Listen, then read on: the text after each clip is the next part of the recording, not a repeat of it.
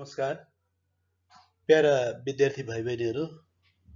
म यहाँहरूको नेपाली विषय शिक्षक वैकुण्ठ प्रसाद नेउपाने श्री आजाद माध्यमिक विद्यालय 5/12 बालुवा काभ्रेको तर्फबाट आज माध्यमिक तहको कक्षा 9 मा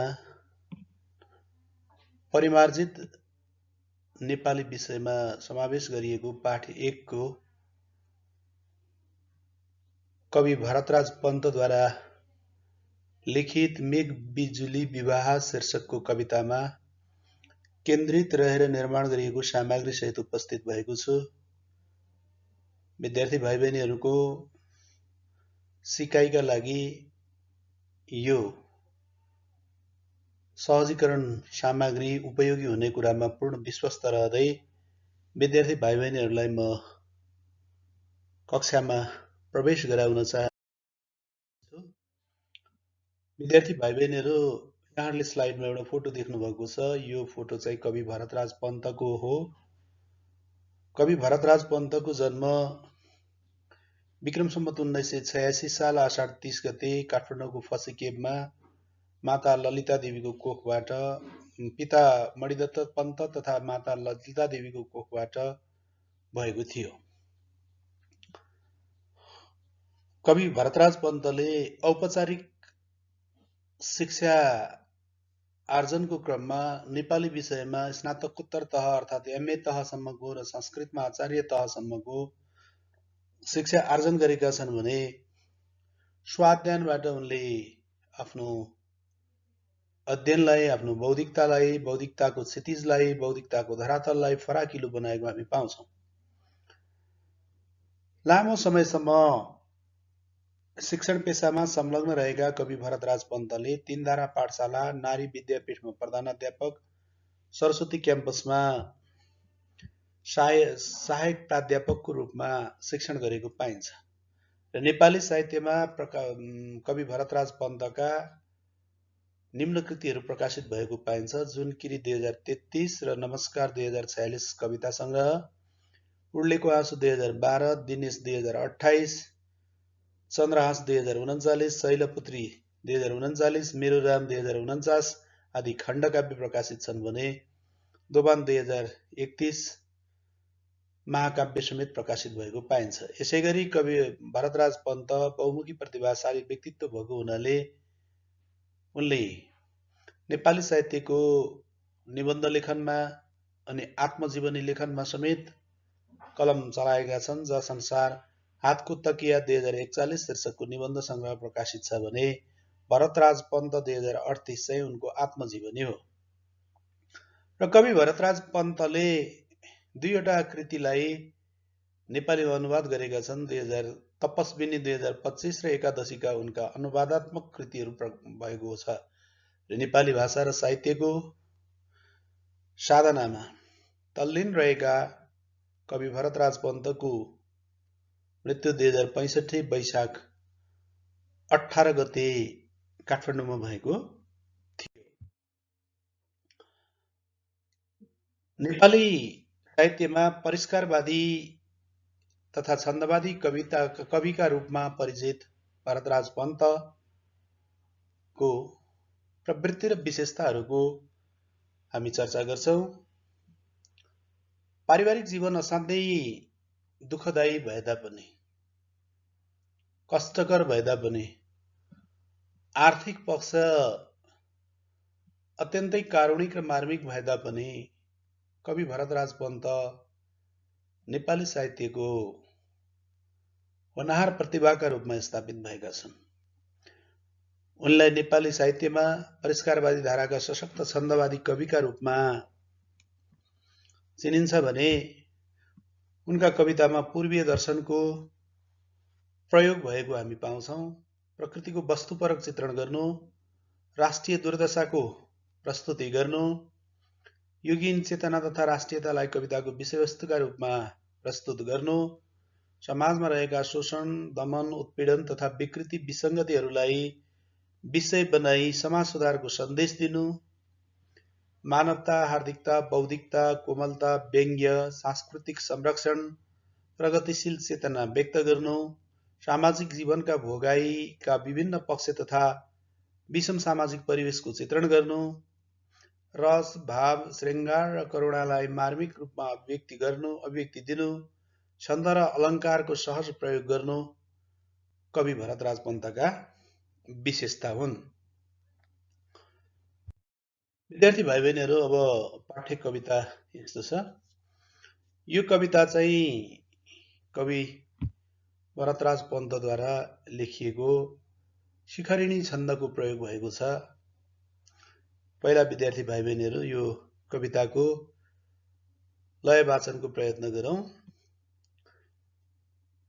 बिहायो हो यो पक्का जलद बिजुलीको गगनमा, जुरेको यो राम्रो ग्रह गति असारे लगनमा, बजेका हुन् झ्याली झिम झिम गरी बाँसहरूमा, हरियो दोसल्ला भिरी नगपुरेतै छ विधिमा,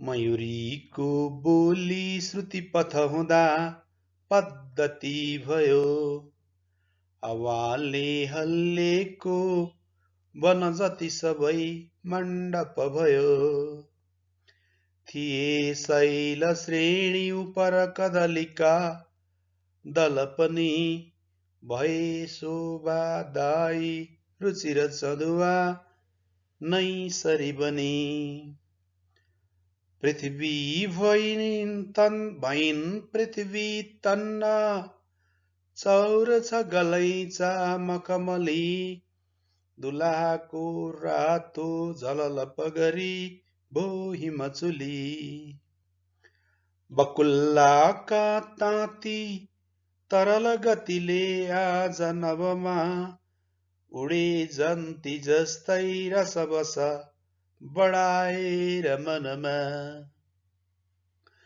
सितारे घुम्ती हुन् चमचम निशाका जुनकिरी, भए ती इन्द्रेणी बसन बहुरङ्गी फिरी फिरी,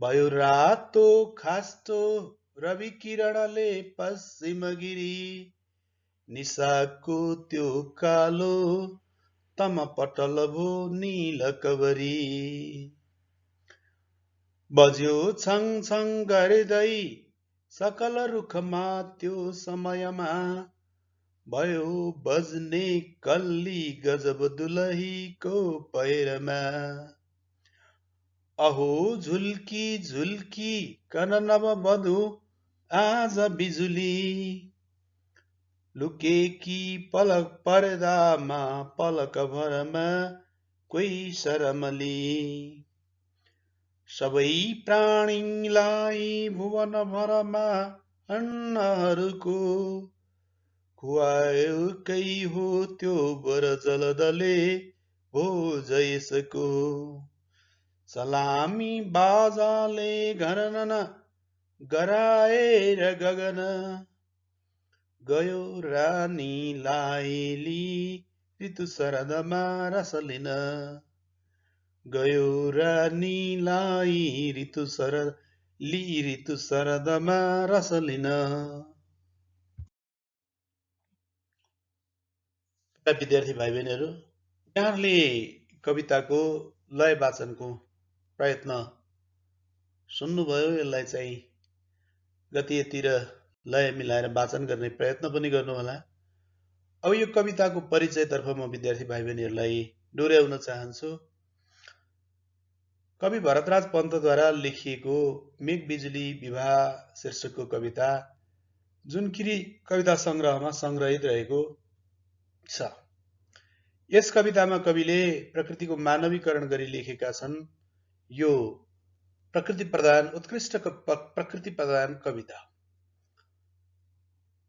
पूर्वीय संस्कृति प्रतिको अगाध श्रद्धा, स्नेह, ममता र सम्मान अनि प्रेम यस कवितामा छचल्किएको हामी पाउँछौँ। साथै कवितामा कविले परिश्रम, मेहनत, लगनशीलताले पृथ्वीलाई सजाउनु पर्ने, मानिस कर्मशील प्राणी भएकोले आफ्नो कर्मप्रति सदैव तल्लीन भएर लाग्नुपर्ने सन्देश दिएका छन्। विद्यार्थी भाइ बहिनीहरू, अब हामी यो कविताको भावार्थ बोधतर्फ केन्द्रित हुनेछौँ। फेरि पनि म कविताको पहिलो श्लोक वाचन गरेर यसमा व्यक्त भएको विचारलाई विद्यार्थी भाइ बहिनीहरू समक्ष व्याख्या गर्ने प्रयत्न गर्छु। ध्यान दिएर सुन्नुहोला। बिहा हो यो पक्का जलद बिजुलीको गगनमा, जुरेको यो राम्रो ग्रहगति असारे लगनमा, बजेका हुन् झ्याली झिम झिम गरी बाँसहरूमा, हरियो दोसल्ला भिरी नगपुरे तै छ विधिमा। प्यारा विद्यार्थी भाइ बहिनीहरू, यो शिखरणी छन्दमा लेखिएको कविता हो। यसमा चाहिँ पहिलो 6औं अक्षरमा र फेरि 11औं अक्षरमा विश्राम हुन्छ।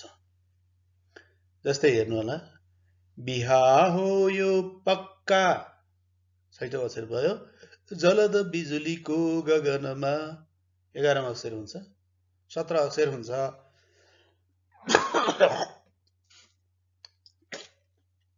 प्रत्येक हरफमा जुरेको यो राम्रो, फेरि 6औं अक्षरमा विश्राम भयो, ग्रहगति असारे लगनमा। यहाँ विद्यार्थी भाइ बहिनीहरू 11औं अक्षर पुग्छ। बजेका हुन् झ्याली झिम झिम गरी बाँसहरूमा, हरियो दोसल्ला भिरी नगपुरे तै छ विधिमा, हरियो दोसल्ला भिरी नगपुरे तै छ विधिमा। अब यसको अर्थ, कवि भरतराज पन्तको बेजोड कल्पना शक्ति ले यहाँ अनुपम रूपमा प्रकृतिका विभिन्न दृश्यहरूलाई मानवीकरण गरेर मानवीय भावमा उतार्ने चेष्टा गरेका छन्। कविले मेघ बादललाई, आकाशमा देखिने बादललाई दुलहा बनाएका छन् भने बिजुलीलाई दुलहीका रूपमा, बेहुलीका रूपमा प्रस्तुत गरेका छन्। यो मैले अघि पनि भने, यो कविता प्रकृति प्रधान कविता हो। यसमा मेघ र बिजुलीको असारको लगनमा, एकदम चाहिँ जुरेको साइत जुराएर असारमा हिन्दू संस्कार र परम्परा अनुसार विवाह सम्पन्न भएको छ, जसमा विवाहको ऋचा पाठ गर्ने पण्डितको रूपमा, पुरोहितको रूपमा हरियो दोसल्ला उडेको पहाडले भूमिका निर्वाह गरेको छ भने वर्षाको समयमा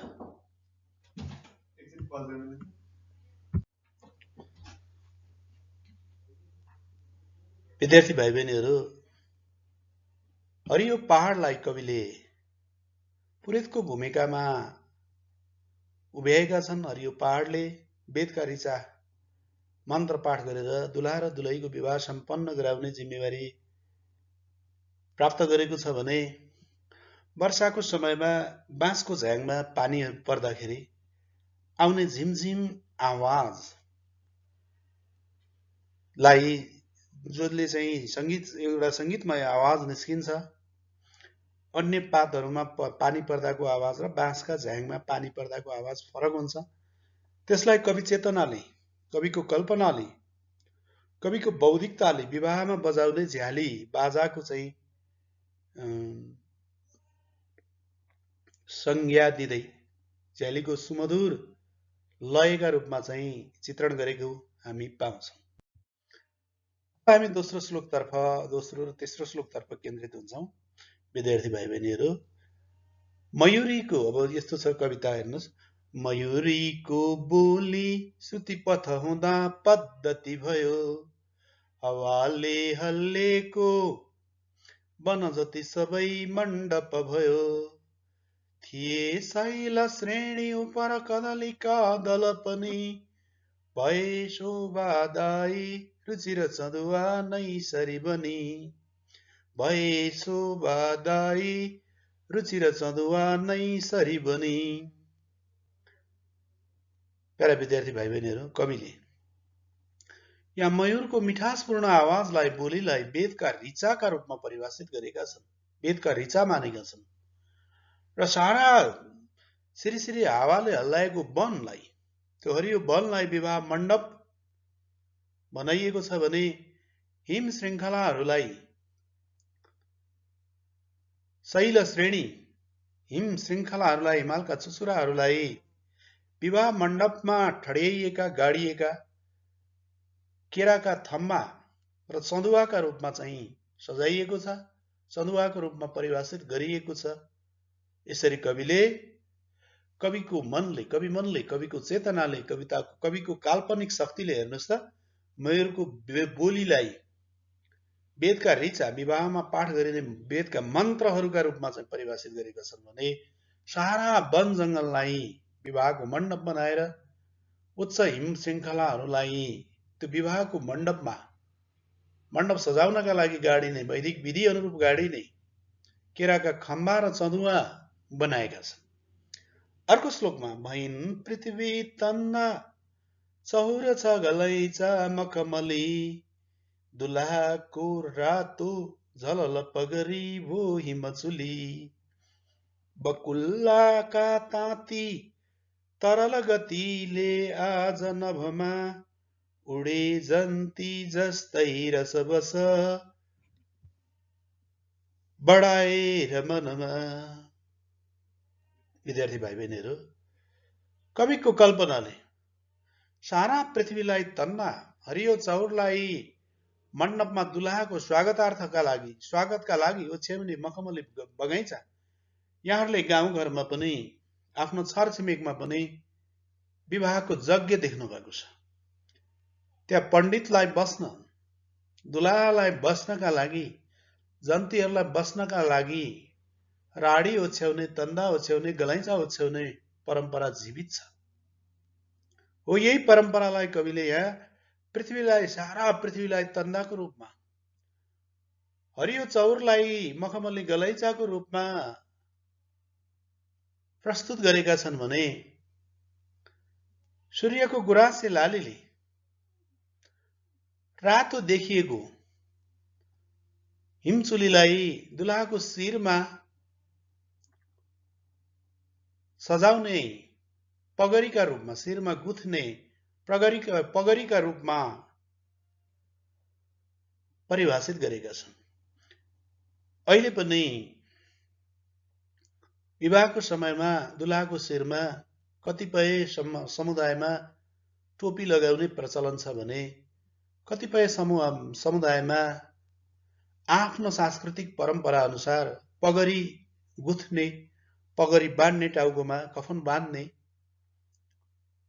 परम्परा रहिआएको छ, जुन चाहिँ मामाले भान्जाको विवाहमा मामाले किनेर ल्याएर दुलाहाको शिरमा सजाइदिने, पगरी बाँधिदिने प्रचलन हाम्रो विभिन्न समुदायमा जातीय संस्कृतिको रूपमा रहेको छ।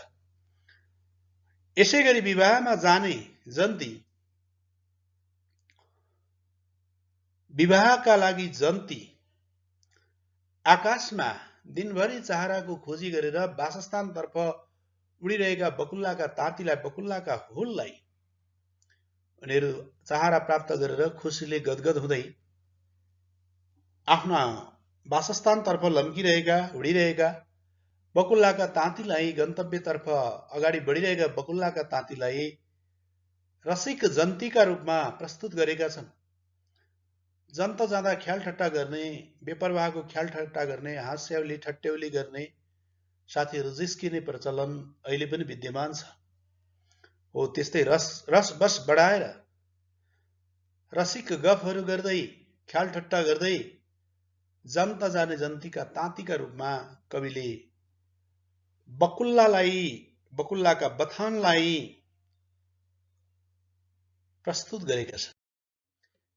त्यसै गरी विद्यार्थी भाइ बहिनीहरू, सितारे घुम्ती हुन् चमचम निशाका जुनकिरी भए ती इन्द्रेणी बसन बहुरङ्गी फेरि फेरि भयो रातो खास्टो रवि किरणले पश्चिम गिरी निशाको त्यो कालो तम पटल भो नील कबरी निशाको त्यो कालो तम पटल भो नील कबरी। विद्यार्थी भाइ बहिनीहरू, तपाईहरुले राति जुनकिरी चमचम चम्किने आफ्नो पछाडि पिलपिल मधुर प्रकाश सहित चम्किने उड्ने जुनकिरी देख्नु भएको छ। त्यो जुनकिरीलाई, रात्रिमा चमचम चम्कने जुनकिरीलाई दुलैलाई ओढाइने सितारा जडित घुम्टीको रूपमा कविले प्रस्तुत गरेका छन्। सप्तरङ्गी इन्द्रेणीलाई दुलैका रङ्गीन कपडा, सूर्यास्तको समयमा रातो किरणले टल्किएको, रातो सिन्दुरे किरणले टल्किएको पश्चिम गिरीलाई दुलैको रातो आँचलका रूपमा कविले प्रस्तुत गरेका छन् भने रात्रिको निष्पट्ट अन्धकार युक्त आवरणलाई कविले दुलैको कपालको चुल्टोको रूपमा परिभाषित गरेका छन्। यसरी उपरोक्त कवितांशमा पनि कविले, यो चौथो श्लोकमा पनि कविले आफ्नो कल्पना शक्तिले, आफ्नो बौद्धिकताले प्रकृतिका विभिन्न वस्तुलाई, प्रकृतिका विभिन्न दृश्यलाई मानवीकृत गर्दै, मानवीकरण गर्दै त्यो विवाहका अवसरमा आवश्यक पर्ने दुलैलाई उडाइने सितारा जडित घुम्टी, रङ्गीन कपडा, दुलैको चाहिँ रातो आँचल, पछ्यौरा र दुलैको चुल्टोका रूपमा प्राकृतिक वस्तुहरूलाई प्रस्तुत गरेका छन्। अब हामी पाँचौं श्लोकतर्फ केन्द्रित हुन्छौं। बज्यो छम छम गर्दै सकल रुख त्यो समयमा भयो बज्ने कल्ली गजब दुलैको पैरमा अहो झल्की झल्कीकन नववधु आज बिजुली लुकेकी पर्दामा पलक भरमा कोही शरमली लुकेकी पर्दामा पलक भरमा कोही शरमली। प्यारा विद्यार्थी भाइ बहिनीहरू, सारा चराचुरुङ्गीको सुमधुर ध्वनिलाई वनमा घन्कने, वन जंगलमा सुनिने चराचुरुङ्गीको सुमधुर आवाजलाई दुलैको पयरमा लगाइएको कल्लीबाट निस्किने छमछम आवाजका रूपमा कविले प्रस्तुत गरेका छन्। यसैगरी बेला बेलामा चम्किने, झुलुक्क झुलुक्क देखा पर्ने बिजुली चम्काइलाई दुलैको लज्जाका रूपमा, मुस्कानका रूपमा, मधुर मुस्कानका रूपमा कविले प्रस्तुत गरेका छन्। विद्यार्थी भाइ बहिनीहरू, अब अन्तिम श्लोकमा सबै प्राणीलाई भुवन भरमा अन्नहरूको खुवाएकै हो त्यो वर जलदले हो जयसको सलामी बाजाले घन घन घन गराएर गगन गयो रानीलाई ऋतु शरदमा रस लिन गयो रानीलाई ऋतु शरदमा रस लिन। विवाह सम्पन्न भएको खुसियालीमा हाम्रो गाउँघरमा नि परम्परा छ प्रतिभोज खुवाउने प्रचलन छ। प्रत्येक मानिसले प्रत्येक घरमा विवाह सम्पन्न भइसकेको भोलिपल्ट अथवा विवाह सम्पन्न भएकै दिन प्रतिभोजको आयोजना गर्ने परम्परा जीवित छ हो। या जलद रूपी, दुलहा रूपी जलदले, मेघले आफ्नो विवाहको खुसियालीमा संसारका सबै प्राणीलाई अन्नको भोज खुवाएर गड्याङ गुडुङको सलामी बाजा बजाउँदै आफ्नी दुलै बिजुली रानीलाई लिएर शरद ऋतुतर्फ हनीमुनका लागि प्रस्थान गरेको भाव व्यक्त गरिएको छ। विद्यार्थी भाइ बहिनीहरू, अत कवितामा कविले प्रकृतिका विभिन्न दृश्यलाई, वस्तुलाई मानवीय भावमा प्रस्तुत गर्दै, मानवीकृत गर्दै, मानवीकरण गर्दै मानिसलाई जसरी मेघ र बिजुलीको संयोजनबाट वर्षा भयो त्यो वर्षाले मानिस र वनस्पतिको जीवनमा सकारात्मक प्रभाव पर्यो, वनस्पति जगतमा सकारात्मक प्रभाव पर्यो, अन्नको उत्पादन भयो र त्यही अन्नको उपयोग गरेर सारा सृष्टि जगत बाँच्यो। त्यसैगरी मानिस पनि कर्मशील प्राणी हो, चेतनशील प्राणी हो, विवेकशील प्राणी हो, सर्वोत्कृष्ट प्राणी हो। त्यसैले मानिसले आफ्नो कर्मले, आफ्नो श्रमले यो धरतीलाई सजाउनु पर्छ, यो धरतीलाई सिंगार्नु पर्छ, यो धरतीमा सम्बद्ध सबैलाई खुशी र हर्ष प्रदान गर्न सक्नुपर्छ भन्ने उत्कृष्ट सन्देश कविले यस कविता मार्फत व्यक्त गरेका छन्। विद्यार्थी भाइ बहिनीहरू, तपाईहरू जहाँ रहनुहुन्छ स्वस्थ मस्त र व्यस्त रहनुहोस्। आजको यहाँहरूको दिन सुखमय रहोस्। यदि यो सामग्री यहाँलाई उपयुक्त लागेमा यहाँहरूको सिकाइका लागि सहयोगी लाग्छ भन्ने अनुभूति गरेमा लाइक, शेयर र सब्स्क्राइब गर्न नभुल्नुहोला। हस्त, धन्यवाद, नमस्कार।